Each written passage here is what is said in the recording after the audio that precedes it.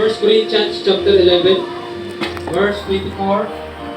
At nang siya ay makapagpasalamat, ito ay kanyang pinagputol-putol at sinabi, ito ang aking katawan na pinagputol-putol para sa inyo.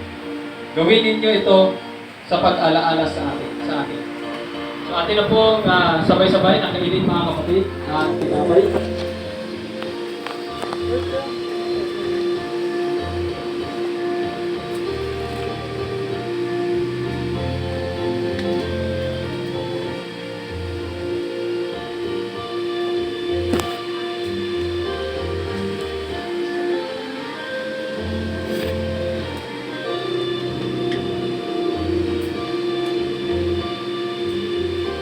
Verse 25, ang sabi dito, sa gayon ding paraan ay kinuha niya ang kopa pagkatapos maghapunan at sinabi, ang kopang ito'y siyang bagong tipan sa aking dugo.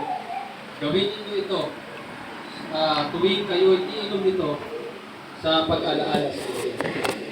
So atin na po sabay-sabay na inumin mga kapatid katas ng buwas.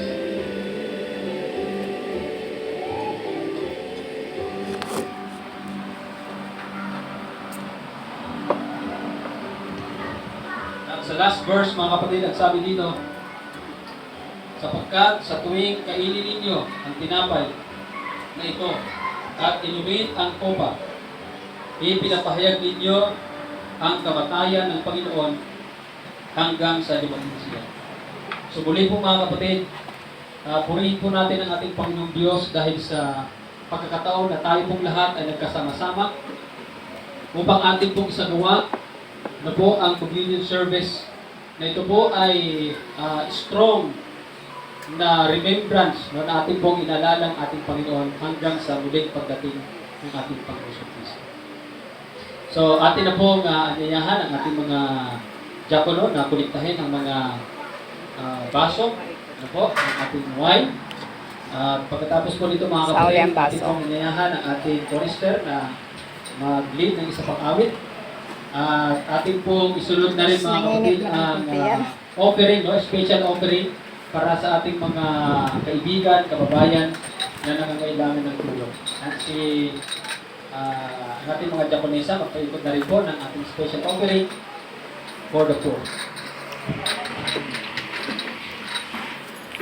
Finish na. Santa Cena.